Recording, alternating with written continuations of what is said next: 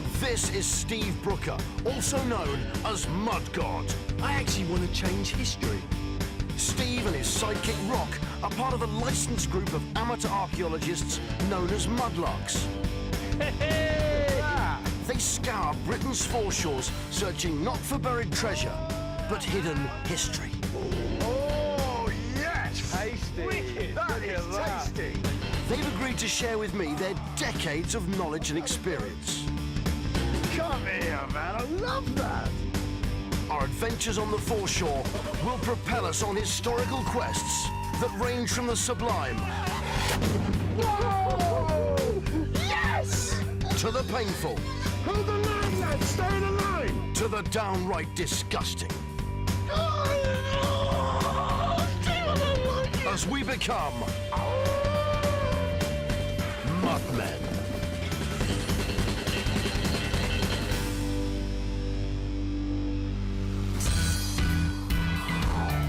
This week we're 20 miles north of Bristol at Purton Hulks on the River Severn. We get muddier than ever as we search for historical gems from the West Country. Oh, look at that, baby. Did your boot nearly get sucked off? We discover boating booty as we risk life and limb in the name of history. Oh, you through! Easy enough. We're Torval and Dean again. And our finds lead us on a ghostly journey into Bristol's past. Bristol's docks were once teeming with merchants keen to make their fortunes on sugar, tobacco and other luxury goods. By the middle of the 18th century, its great geographical position meant that Bristol had the best access to the new colonies in the Americas and the West Indies. It also had access to the Severn River network, which meant you could get right in there to the interior of Britain. So, with all this maritime activity and trade going on, I'm going to go and join Steve Brooker in the treacherous mud of the Severn estuary. Steve! I tell you, this is so muddy, it's unbelievable. Well, you love bring me to the best places, don't you? This is. Where are we, anyway? We're in Purton Hulks, yeah? And we're right near Bristol. The Purton Hulks are a 1.5 mile long stretch of ghostly wrecks that once formed a makeshift tidal erosion barrier. At least 80 vessels were beached at Purton to protect the sharpness to Gloucester Canal, which runs parallel with the Severn. And do you know what? I think we could have some really good nautical finds today. So some of these ship's nails and these, which are just basically clamping wood together, will have a maker's mark on there. And you get a lot of information off of them, and we can find out where they were actually made. But in this case, nothing on it.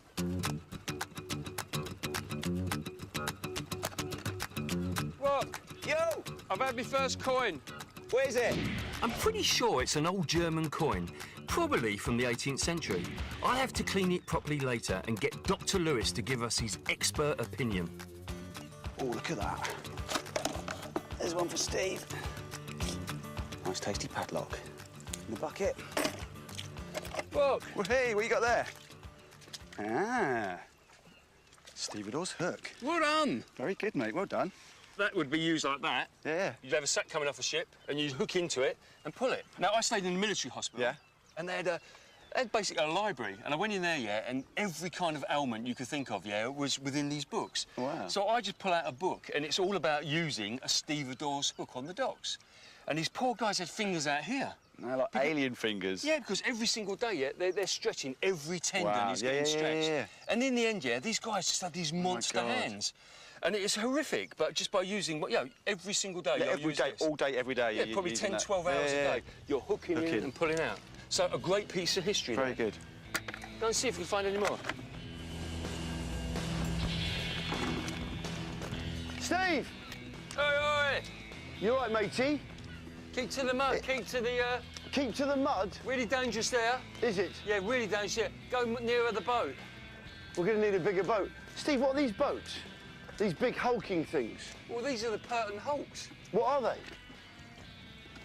MudMen. We all start with the MudMen. So what are these? No, these are the Purton Hulks. So Yeah. what these are used for is, it's basically, it's a boat's graveyard. Is it? Yeah, and these were filled with concrete and stuck here. This works exactly the same as the Thames Wall. This is basically stopping this part being eroded out. Oh, right, Because remember, OK. you've got the canal there. You keep eroding away the canal, Yeah. it will just fall in. River Severn, Yeah. exceedingly dangerous, as you will find out today. Is it? Yeah, because look at the mud. This is just really bad mud, but Unlike the Thames comes in pretty quick. This comes in so fast, it's unbelievable. Anything good up?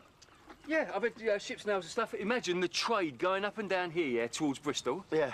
It'll be, it's constant. There'll be ship after ship after ship, and it really shows up down here. Okay, what you got? What you got? Ship snails, Wow, they're big uns. and they're big old beasts. What sort of ship had those? A large ship. It must have. But a also- dinghy, Vaughan. Yeah. Because it's so, it is so muddy down here, Yeah. we can't clean them off to have a look. So we'll have to do that later on. Yeah. And also, we can't get near the water Why not? because it's just too muddy. You'd sink. it? And also, you go out there, yeah, you die. Really? Yeah, it's really bad. The River Severn is renowned for people Extreme! It really is extreme because it comes in so fast. So you can just walk out there to get a bucket of water, it comes in behind you, you die. Come on, Steve, tell me about it as we move. Because with this tide coming, we haven't got too much time. Come on. And also, remember, really Whoa. thick mud here. That nearly sucked off my welly. This is what you can use your bucket for. Remember when we were on Surrey Quay? Yes, I remember. I remember all the lessons, Steve. Don't worry, I'm your man. Because of the dangerous mud, we weren't allowed to lark nearer to Bristol. But it still looks like this could be our most extreme foreshore yet. Oh, he's through! Easy enough. We're Torval and Dean again. Right, just scour down. All right. Steve, what's this perfectly formed? Oh, that's funny. It's really strange, yeah? There's lots of slate down here, look. Yeah. The slate found here probably comes from North Wales, where by the end of the 19th century, over 500,000 tonnes was being mined each year. Whoa, man alive, that nearly got sucked off. Oh, look, ship's now. Where? Small one, copper. Why is it copper? I don't know, Steve. You do know, I've told you a million times. Why is it copper? To stop sparking. Oh, yes, to stop sparking, Steve. And why would we need to stop sparking? Because there's gunpowder on board our ship, Steve. Well done, you've learned. What's he found? Oh, put it down, it's rubbish. Right, what do you notice about this place? It's exceedingly dangerous. Really dangerous, isn't it? Yeah. Whoa. Well done, what you got? Well, it looks like, actually, quite a good find. Because that, Steve, you know I've got great knowledge of these. That is a very early clay pipe. It's got a tiny bowl, which tells us, I know we find a lot of clay pipes, but what's nice about them is they really do, they're like our form of carbon dating. We know roughly how old that is. This pipe's tiny bowl tells us it's from the beginning of the 17th century, as back then, tobacco was so expensive, only a pinch would be used. As the price of tobacco dropped, the bowls on pipes became bigger. Over there, What? that ring. Oh, that's a beautiful... Oh, whoa. Hang on, Sven. Bucket down. Oh, God, that whole lot just moved then. Maybe there's like a big creature like the Kraken underneath it. Wouldn't that be amazing? If suddenly an enormous mud monster, we really gave him something right here on history. Like an enormous, like the size of a brontosaurus, mud monster of the Severn. The Severnosaurus. Just raised up, buried in the mud.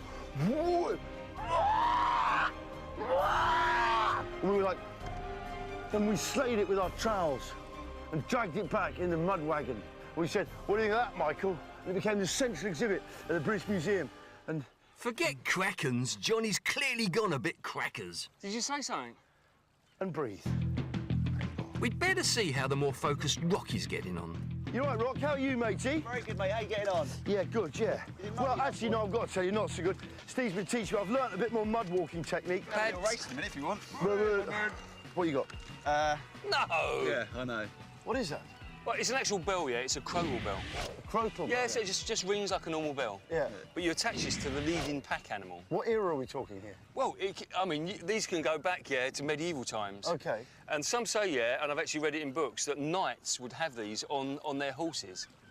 And so a knight would ride into town, and it would be like, you know, like these silly boys in their jazzy cars. Yeah, yeah. Well, a knight would turn up, yeah. Jazzy cars? It's like Those look like grandma. Those look rather, what do you say, snazzy? Jazzy. No, jazzy. In their snazzy cars. So he'd Oh, ride in... Stephen, that's rather snazzy. No, jazzy. OK, go on. So he'd ride into town, yeah, and there'd be all these bells going. You know, it'd look quality, but yeah. this is not one of those, yeah. This is 19th century. With Purton Hulks challenging our mud walking techniques like never before, it's time for us Knights of the Foreshore to be put to the test. Race time. But remember, if one of us 3, goes down... 2, 1, we're off. Surprise, surprise, Johnny's cheating again. Oh, and I've got an injury. Steve. I've got a bad leg. Whoa. He's coming here. Ah. Oh. Didn't we say there and back, lads? I was in the lead and looking at a famous victory until Rock bolted out of nowhere. I can't, man. Eat my mud. I mean, not even my time in the sass. Try me for that one. Loser! Coming up, it's MudMen to the rescue as one of our production team gets stuck. Quick, Steve, I'm going down now, Steve. And all my dreams come true when I take a beery bath.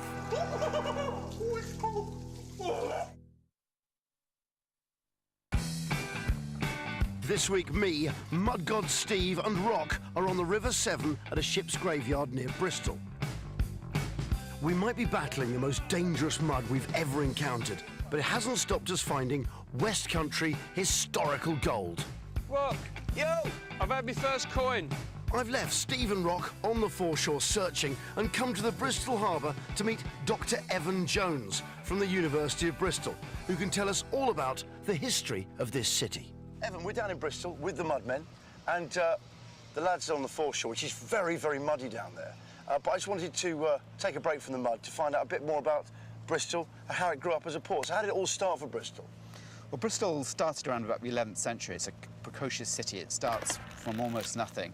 By 1018, we know from some of the earliest archaeological finds that it's got silver coins, so there's a mint here, it's clearly trading. By the end of the 11th century, after the Norman conquest, it's already become one of the principal ports of the realm. Okay. And then through the Middle Ages, it grows up and becomes a really important port, second most important port after London. And who's kind of in charge here then in Bristol? The merchants. The merchants. The merchants, and that's kind of one of the secrets, I think, of Bristol's success. It was it's a city dominated by commercial interests. There were no great lords. The king was kind of quite a remote figure, and it was the merchants just ran this city for their own purposes. Everything was about overseas trade. They were cutthroat about it, but you know, they were really entrepreneurial as well. And by the late 15th century, it's much more entrepreneurial than London. Bristol is doing things like trying to break the Italian monopoly of the Levant trade and so on. It's going everywhere. You know, Bristol merchants, they have to be kind of wheelers and dealers and so on. I think that's kind of one of the fascinating things about this place. Back on the foreshore, Rock and I are braving the mud and still finding fascinating trade-related items. Dave, what you got? Caulking tool. You have got a caulking tool. Thank you very much. So I've heard, so the missus says, your missus. Also, screw you. Hey! Caulking tool, you know what that was used for, Oh, didn't they have you? leaky ships, wasn't it? Yeah, of course it is. You think of a woman in a workhouse, one of her jobs, was to get a rope, undo it all, that would be mixed with pitch and tar, and then somebody would just get that on the seam of the ship, in between the planks, and just tap it in. Good find, Very good. What have you got? Well, it's a bit. It's a bit. Well, it is a bit, yeah. It's a screwing bit. I reckon Victorian, or if not earlier. Yeah. Now think, when you join ship's timbers together, you got to drill a hole first. Yeah. So you'd have a metal bar running through here, you'd have two guys on it, so you'd have you and me. So let's put my ship's nail through there to prove a point. So you and I, would be on One here. either side, yeah, like that. Could even be on barrels. Could be, Imagine barrels on a ship, we're testing stuff, and we'd just be walking round. You had anything else up? Yeah, look at that little baby. Oh, Victorian. Isn't that nice? So it's very happy, really. It's a for where we are, ship. isn't it? You've got a ship on the other side. Oh, is it? Yeah. Yeah. So we've got a ship that side, and we've got an anchor that side. We know this is Victorian because it was in this period that pipe designs became more elaborate, being used as a form of advertising or a way of showing off a particular skill or hobby. Do you have anything else up? Yeah, I got something for you, actually. Present. Oh, I love it when you buy me a little present. Oh, look at that. Oh, padlock. Oh, what's left of it? Yeah, what's left of it? Yeah, one of my favourites. On a ship, you'd have absolutely hundreds of these. You would. Think, all those trades coming in from different countries. Now, everything would be bolted down with one of these, but also everything would be tied down as well, due to the fact that the minute that boat went from the upright position into the mud and went that way, everything would slide off the deck. Yeah. And so the term ship shape and Bristol Bristol fashion. Very good. That's what that is. Yeah. You have to tie everything on because the minute the ship goes in the mud and it keels over like that, everything would slide off, like my padlock. Very good. Ship shape and Bristol fashion. What an education, eh? I tell you, you learn so much from me, so much. I wonder if Johnny's learning as much as us. So America, obviously, a key place for Bristol in terms of its continued prosperity, sort of post-Middle Ages. What happened there? As late as the late 1630s, Bristol's got very limited contact with America. By the mid-1650s, you look at the wharfage books of the city, it's about 70% of Bristol's trade is sugar and tobacco. It's just switched. It's sort of hundreds of years of being centrally involved in the Western European trades. They just move across, and they're trading the Americas. And from that point on, America is the cornerstone of Bristol's economy for the next couple of hundred years. Slavery presumably is part of this now. Yeah, not initially actually. What's kind of, you know, the first great growth of the Caribbean economy isn't actually based on black slaves. It's based on white indentured labour coming across again from England. But then about 1700, that's when Bristol really starts getting involved in the slave trade. You know, that's when you get the classic triangular trade. So take me through the slave triangle then. So the triangular trade is about goods being taken, manufactured goods, things like hats, bar iron, guns and so on, being taken down from Bristol in ships which sail down to West Africa, onto the Gold Coast and the slave coasts, as they were called then. They sell these their manufactured goods, buy the slaves, ship them across on what's called the Middle Passage to the Caribbean, to Virginia. Those are sold then, and they buy products such as sugar, tobacco, later on cotton, and then those get taken back on the third leg of a triangle back to England. OK, but then 1833, we've got slavery abolished. That must really affect the place, with so many businesses that are based on a slave economy of the Caribbean kind of based here. Well, not as much as you'd think, because they're still, you know, in the Caribbean, they're still producing sugar, they're still producing tobacco. It's just it's being produced by people who are freed. And they're still bringing the products back to Bristol. They're bringing back the sugar. Places like Fry's Chocolate, you know, sort of is using the sort of Caribbean sugar. Will's Tobacco is one of the biggest tobacco manufacturers right into the, you know, early 20th century. And that's what University of Bristol's built on, is Will's Tobacco. Is it? Yeah, yeah. Thank you so much for talking to me. Absolutely fantastic. I find it a fascinating place. I'm going to get back down on the foreshore, see if I can find some fascinating things with the rather fascinating Steve and Rock. Steve! Steve! But before we continue the search, it appears I've got back just in the nick of time to save one of our production team. Hold on, stay there. You're right. OK. You grab. I'm here for you. Quick, Steve, I'm going down now, Steve. OK. Did it suck off your wellies? Whoa, Steve. I'm here. Whoops. Steve. OK, let's get back. So we won't be going on that bit again. Look for those clean areas. Wherever there's a clean area, we can work that. OK, well, there's little clean areas here. Well, semi-clean. OK. Look, that bit there. We've got a bit here.